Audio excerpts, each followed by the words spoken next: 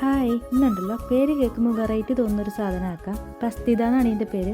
അതിന് വേണ്ടിയിട്ട് ഒരു ക്യാരറ്റും 2 പൊട്ടറ്റോവും കുറച്ച് ഒനിയനും അതുപോലെ തന്നെ കിഷുവിങ് ആണത്. ഈ കിഷുവിങ് നമ്മുടെ നാട്ടിലും കിട്ടുമെന്ന് എനിക്ക് തോന്നുന്നു. ഏതായാലും ഞാൻ ഒനിയൻ ചോപ്പ് ചെയ്തിട്ട് ഒരു പാനിലേക്ക് എടുത്തിട്ട് കുറച്ച് ഓയിലും കൂടി എടുത്തിട്ട് അതൊരു ബ്രൗൺ കളറിലാക്കി എടുക്കുക. ഈ വെജിറ്റബിൾസൊക്കെ ഒന്ന് ഗ്രേറ്റ് ചെയ്തിട്ടെടുക്കാം. അതിൻ്റെ ഇടയ്ക്ക് ഒനിയൻ നോക്കാൻ വിട്ടുപോയി, കുറച്ച് കരിഞ്ഞു, എന്നാലും കുഴപ്പമില്ല. ഇനി ഇതിലേക്ക് 3 മുട്ട എടുത്തിട്ട് ഉടച്ചൊഴിക്കാം.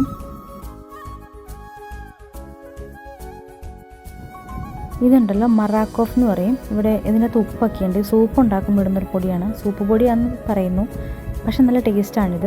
അതുകൊണ്ട് ഉപ്പ് ഇടേണ്ട ആവശ്യമില്ല. ഇത് കുറച്ച് മല്ലിച്ചപ്പാണ്. അത് ഞാൻ ചെറുതായിട്ട് ചോപ്പ് ചെയ്തിട്ട് ഞാൻ ഫ്രീസറിൽ എടുത്തു, അതുകൂടി കുറച്ചിട്ട് കൊടുത്തു. ഇനി കുറച്ച് പെപ്പറും കൂടെ ഇടാം. എന്നിട്ടൊരു ഫോർക്ക് വെച്ചിട്ട് നന്നായിട്ടത് മിക്സ് ചെയ്തിട്ട് എടുക്കാം കേട്ടോ. ഒരു പാനിൽ ഓയിൽ നന്നായിട്ട് ചൂടായി വരുമ്പം ഇതിങ്ങനെ ഓരോ സ്പൂണിലാക്കിയിട്ട് ചെറിയ ചെറിയ വട്ടത്തിൽ ഇങ്ങനെ ആക്കിയെടുക്കുക.